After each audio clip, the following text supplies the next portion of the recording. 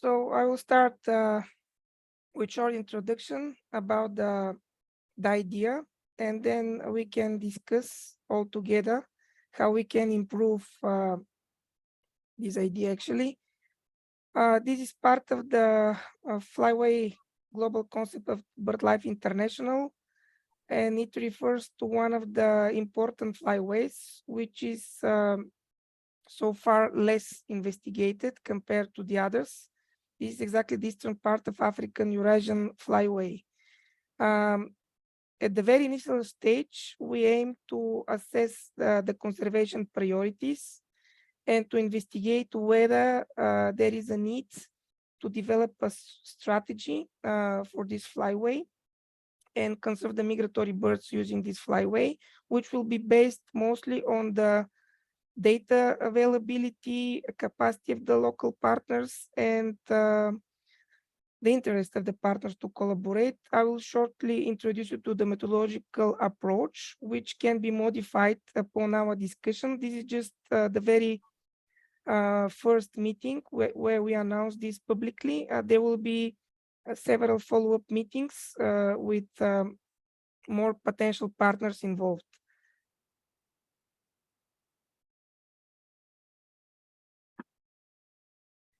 So the objective is to analyze the needs, options, and interests for stronger collaboration of BirdLife partners, but not only.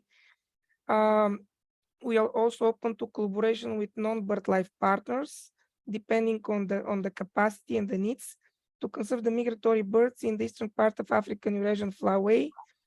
As a first step, we aim to assess what we already know, what are the ongoing activities, initiatives at local level and regional level, and to determine how we can add value to ensure what we get in terms of conservation investment, so-called impact. The geographic range is Eastern Europe, Scandinavia, also Central Asian Caucasian region, Middle East, and Eastern Africa. We identified 166 migratory bird species using this flyway.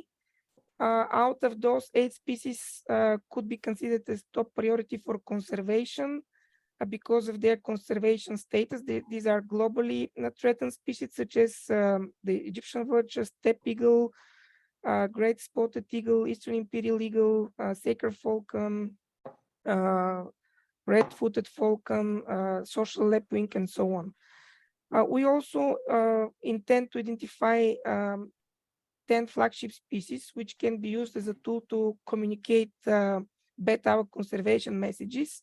We didn't set any list yet, and this will be subject of follow-up discussions with all interested partners and allies. We identified 4 top potential threats to be addressed. This is intentional illegal killing of birds, so-called direct persecution, different types of poisoning, which is in most cases an intentional illegal killing of birds, mortality due to energy infrastructure as a result of collision or electrocution, and habitat loss and degradation with focus on wetlands and sustainable land use related also to the climate change. In terms of the assessment, we identified 4 tasks. First, to set a list of priority migrant species, which will be a focus of further conservation activities. Secondly, we would like to identify a network of key sites where to focus the conservation work, assess the distribution of and the relative significance of the threats which I listed in the previous slides, and assess the current activity of BirdLife and other partners which are currently active along the flyway. This includes both conservation activities, communication activities, and research activities. At this stage, the role of the partners is just to state their interest to collaborate and to be a focal point to provide all the information needed for this preliminary stage, in consultation with all relevant stakeholders in the relevant countries. so that we receive as much objective as possible information from all the focal points. And the suggested topics to discuss during this roundtable, because we are quite limited in time, only 45 minutes, is at first glance, do you agree with this structure in terms of the full list of migratory birds and have a priority list with birds under high conservation concern and also some flagship species which can be used as a tool? What are the benefits of such approach? Are there any potential alternative approaches which can be used?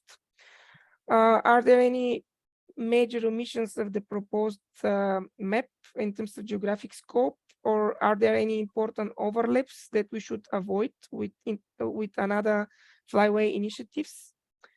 And in general, do you see any gaps in the scope of the approach? And you can feel free to share with us any needs or specific interests which have not been presented in this presentation, which we can include in the concept.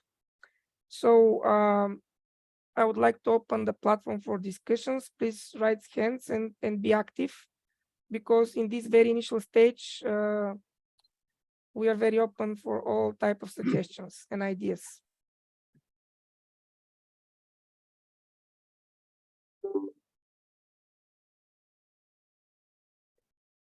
Maybe, Stoyan, if I may, just to add that we, as part of this exercise, we would intend to share questionnaire among the different countries, partners, and collect this information through a questionnaire, which will come later this year.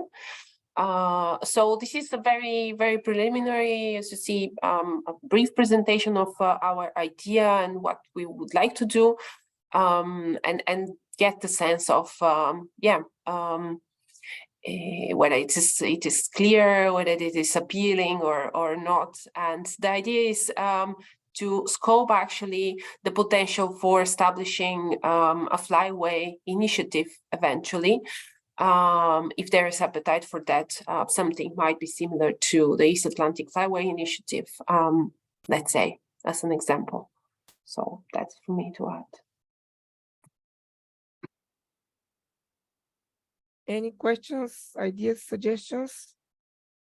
I can make one comment about your thoughts about 10 species to highlight this. I'm always in favor of keeping things really simple, and if you could find just one bird that was common to most countries and acceptable to partners, that would be better than going for 10. That's my opening comment. Thanks very much, Richard. Well noted.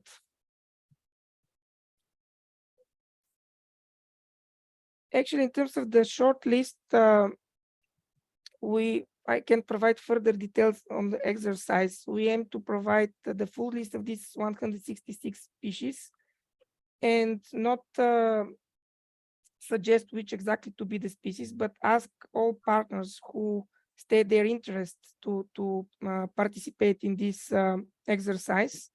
We can collect information, what data are available for the species, based on annual monitoring of the breeding grounds, migration counts, wintering counts, and so on. What initiatives are related to different species, so we can estimate based on the feedback of the partners which species seems the most feasible to be used as flagship or priority species, or also indicators, because it's good to have indicator species with which we can evaluate the potential impact of this initiative after 5 or 10 years or so. Also, in terms of the threats, I think most of you already participated in the midterm review of the Egyptian Vulture Flyway Action Plan. We will apply a similar approach. So we will try to evaluate the magnitude of the threats, because we assume that in most of the countries there is no deep research or every single threat. So we'll try to evaluate the magnitude and their distribution by collecting experts' opinion on the severity, on the impact, on the scope and timeline. So we can rank the threats in different countries and regions and then take decision where potential conservation actions can be focused. In terms of the key sites, this is just a feedback of different partners to provide a list with all the sites they consider important and provide evidence why. And finally, in terms of the activities, we will provide some general list of activities, but any additional activities can be added with some score about the level of implementation and time frame and so on, ongoing, finished, and so on, planned. So this is something which we aim to apply. Will be simple, but we believe it will be effective in terms of assessment. Yes, Roland? And what about the participation of also partners along the Flyway organizations, along the Flyway that are not part of the BirdLife partnership? Because in some countries there are no BirdLife partners, but they're still important for the Flyway. Yes, this is not restricted to BirdLife partners. As I mentioned, where we have a BirdLife partner, we will use this partner as a focal point, but we will insist they collect information from all stakeholders and provide us with consolidated information with the other stakeholders. If there is a lack of enough capacity, of course, we will rely on additional partners, external for BirdLife. And for countries where there is no BirdLife partner, like Niger, for instance, of course, we will contact external to BirdLife partners, but allies which we work with for many years and are reliable. At this stage, this is just investigation of the situation, mapping of the situation. It's not related to any substantial funding or it's not a real project, actually. Chloe, you just, okay, confirm, or you would like to say something? No, I was You're just happy with yes, the non-BirdLife partners. Okay. Any other concerns? It's a high. I mean, Lale, thank you for your comment. I don't think sharing 166 species will help now. I mean, this will be shared with all the partners, as I mentioned. You will be very welcome to add suggestions or suggest removing some species if you think they're not relevant. I don't think we will get to a very important results if we discuss species by species. While out of these 166, there are some which are vulnerable or endangered or critically endangered based on the IUCN criteria. This will be shared with you, no problem. Yes, Jenny? So I see that, yeah, there's 166 migratory species being considered, but so presume that not all of those are sort of migratory soaring birds. This is sort of passerines as well. And how do you see that balance working out in the initiative? Actually, yes, this is not only migratory soaring birds. This is a full list of migratory birds. Some of those are long distance migratory birds, soaring birds like the raptors, storks, pelicans, and so on. We have also birds which represent different, which are linked to different habitats, which are focus of conservation, like wetlands. So we have waterfowl, and also some forest birds or birds related to open landscapes, because they're part of the BirdLife strategy. So if we want to conserve these habitats as stepping stones along the Flyway, we need to have some species which use these habitats during migration, wintering, or breeding as well. Anna, would you like to add something on this? Maybe in a bit I see there's a hand raised, I think, Yeah, Lale, please go ahead.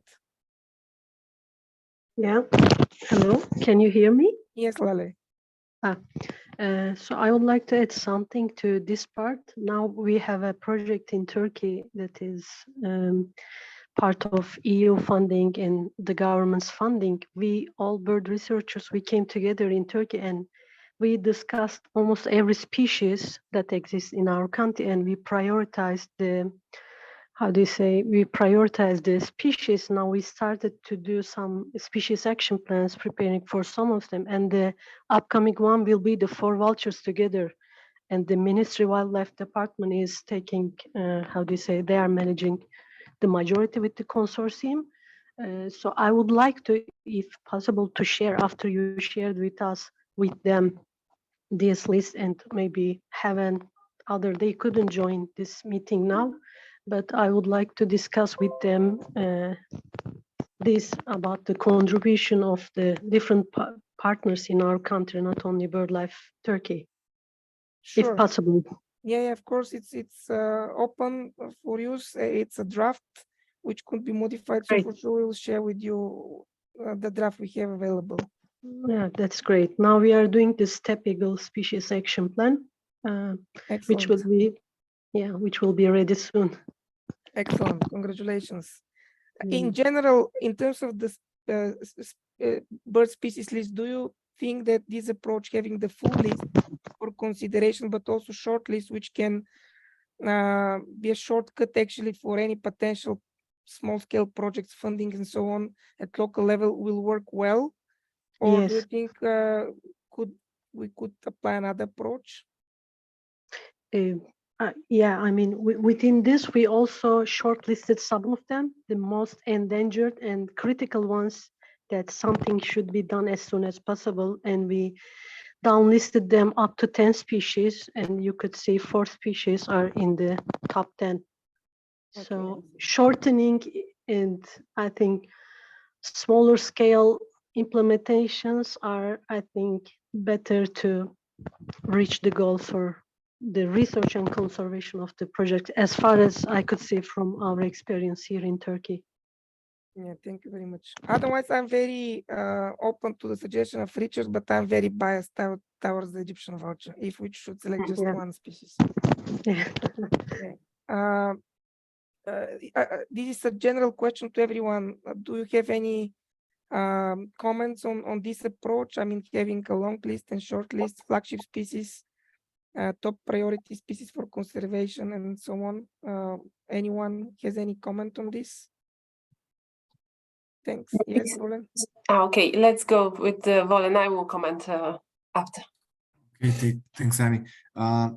So my question here is, like, as I understood, the long list actually is a list of all the species that are migratory on this flyway, and then the priority list should be based on IUCN criteria, like the species with the highest with the worst state are like a top priority, or how should this prioritization work? And is it going to be also different priorities per countries, or the species will be for the entire flyway? Because yeah, some species pass through some countries, others avoid other countries, so there might be some regional differences, but yeah, it's just trying to get it clearer to everyone how is it going to be built.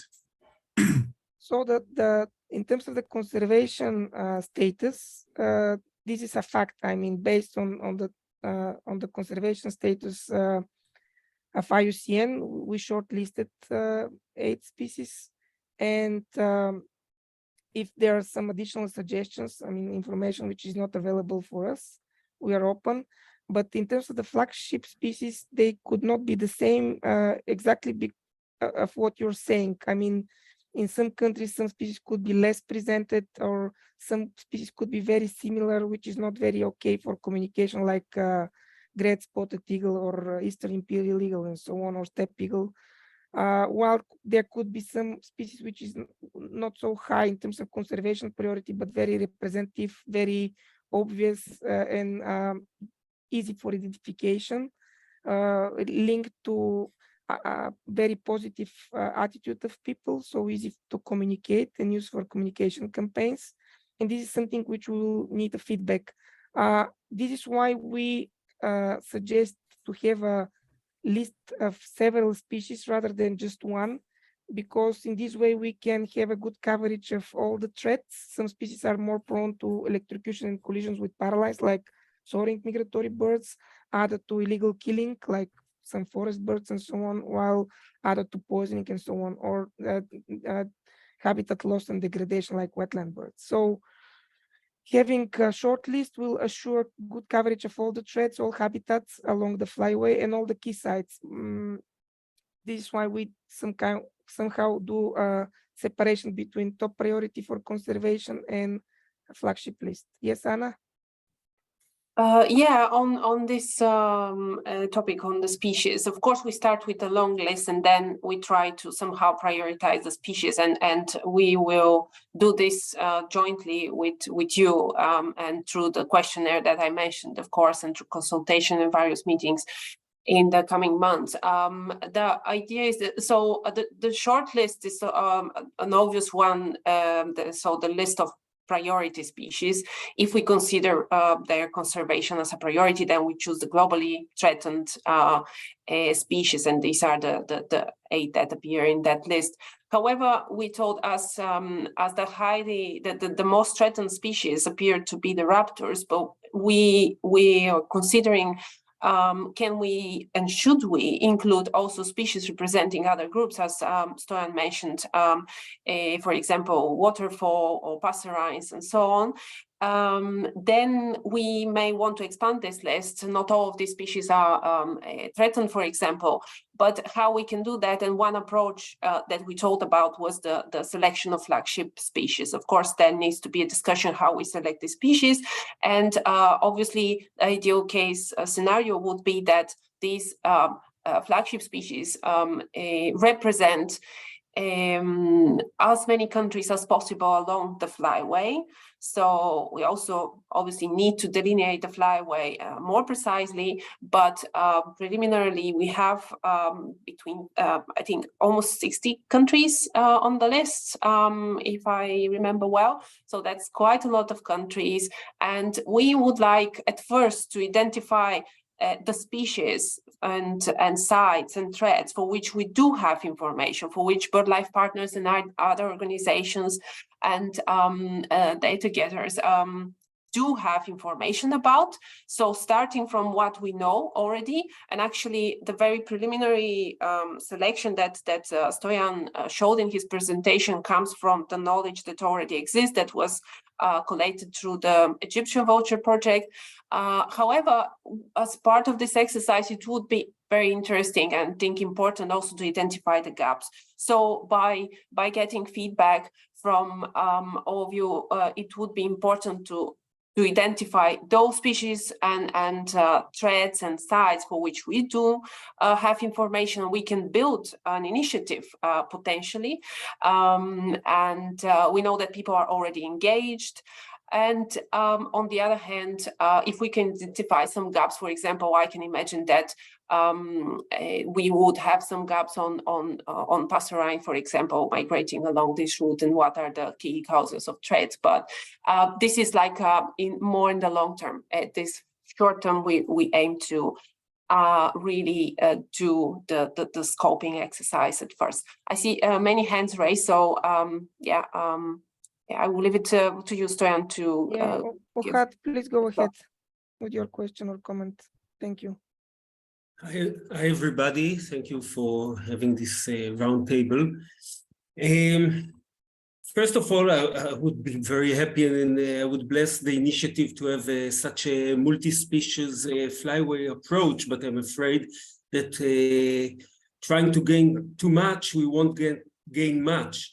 And I think that the benefit would be if we take a flag species as the Egyptian vulture that suffer from different problems as many other land birds that you mentioned as passerines or waterfowl.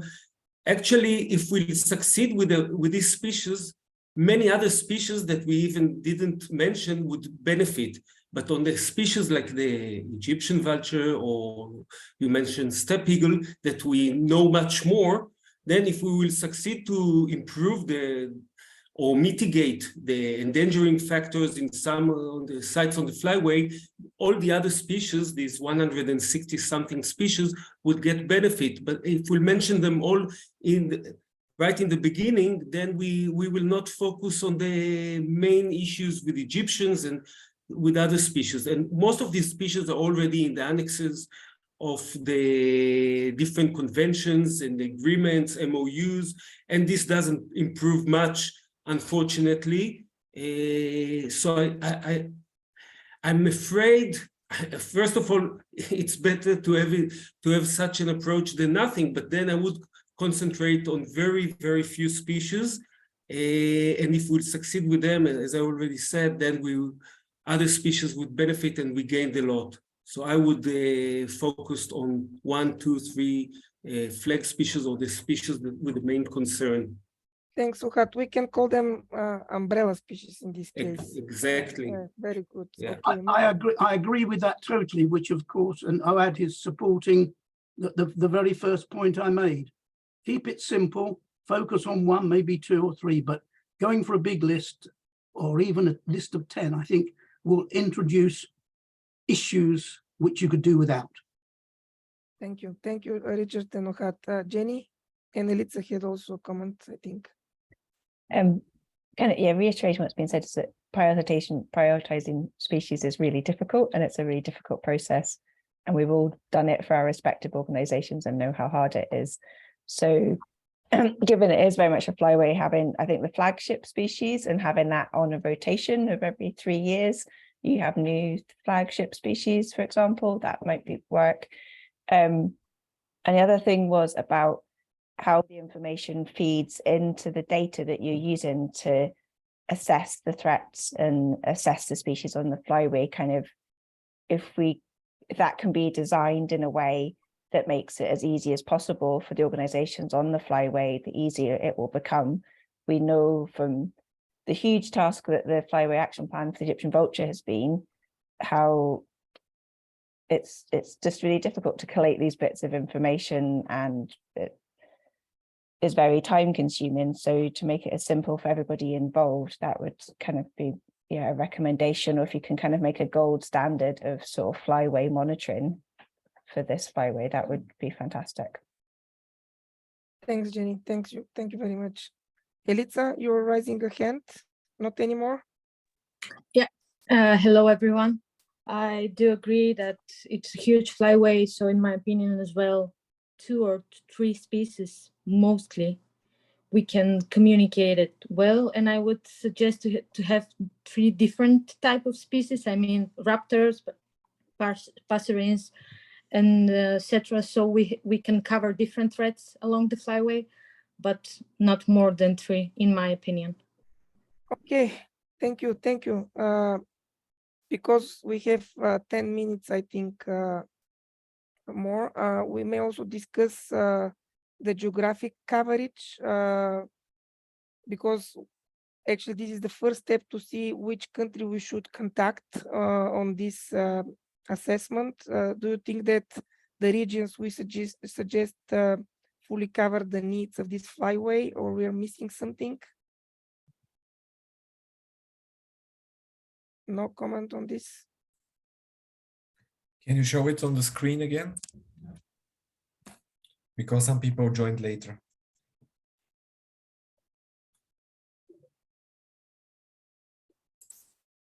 Do you see my screen? Yeah.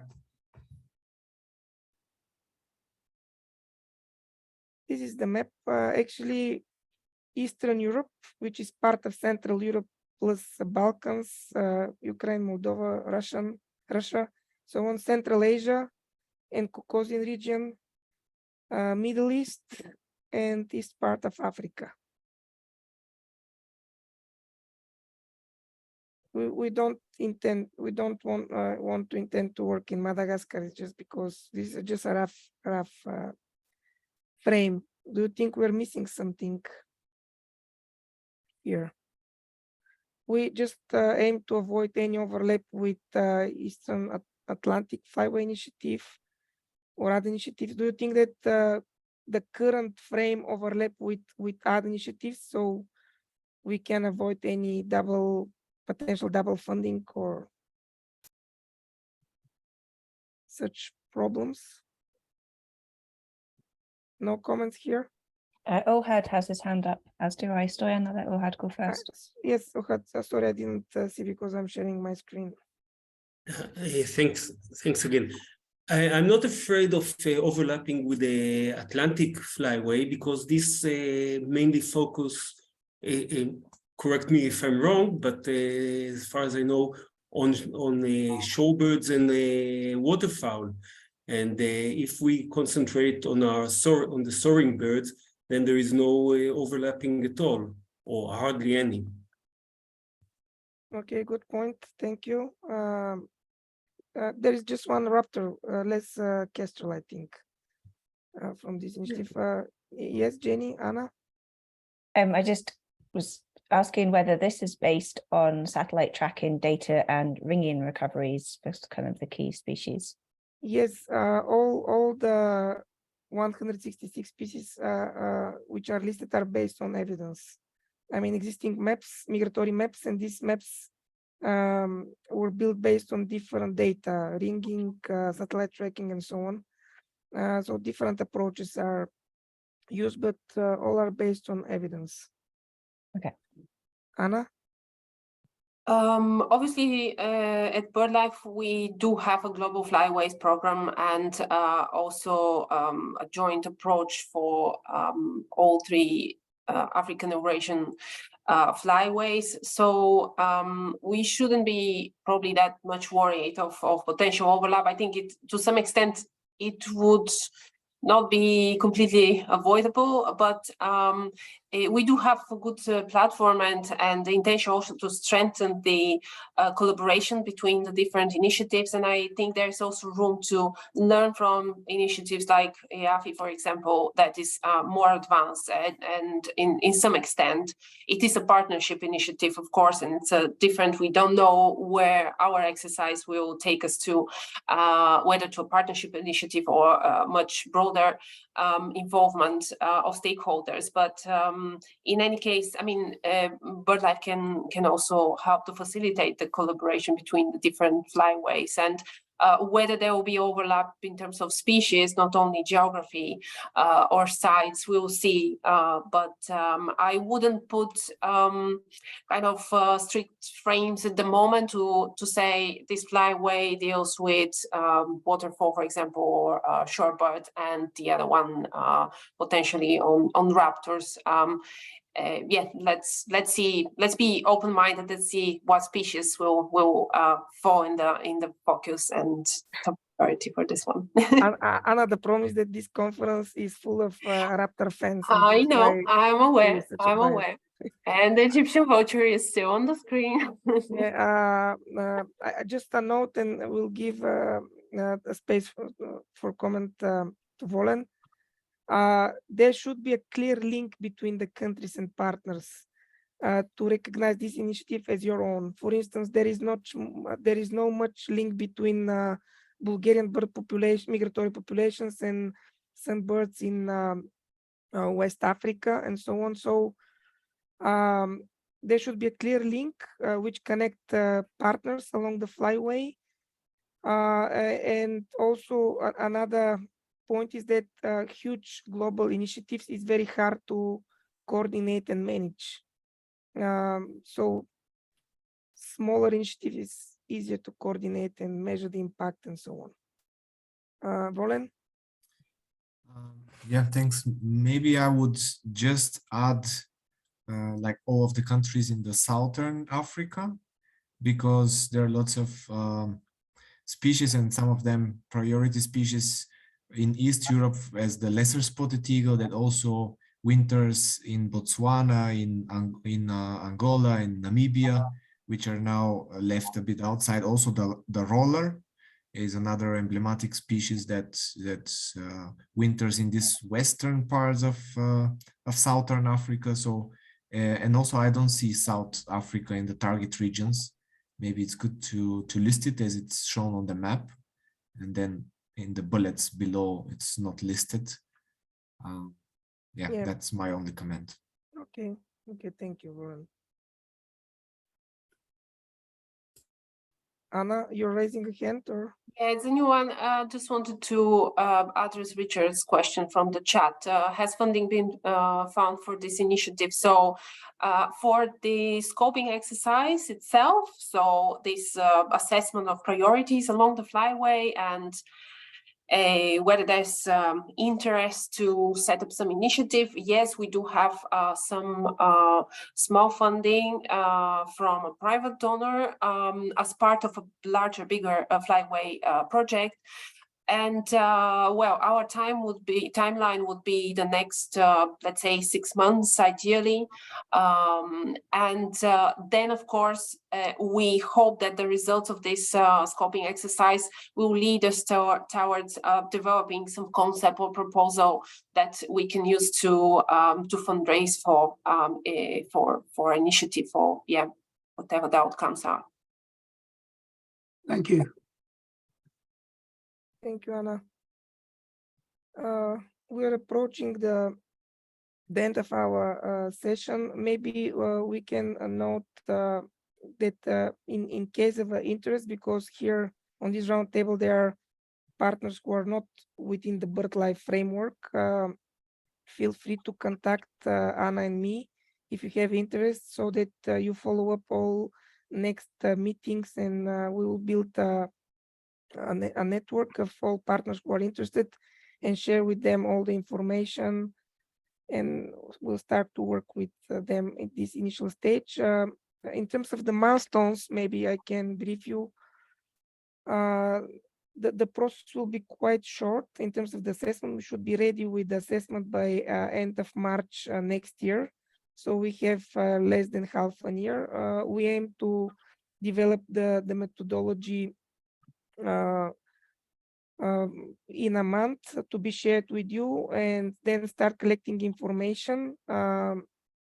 Based on your feedback, we will develop the first draft of the assessment report, which will be again shared for comments, and the final report will be ready by March. So feel free to contact us if you have any interest, me and Anna. Any more comments or questions?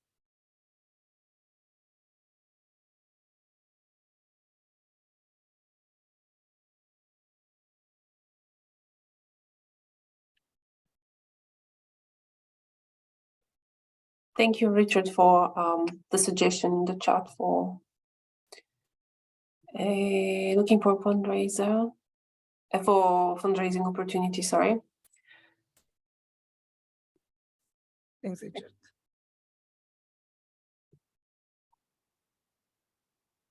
Okay. If there is no other comments or questions, thank you very much for your attention. Yes, Meto? You're saying goodbye. Goodbye, everyone. There will be a record of the meeting distributed with all the other records from the sessions. You can share with your colleagues. Have a nice day and enjoy the rest of the conference. Thank you very much. Bye.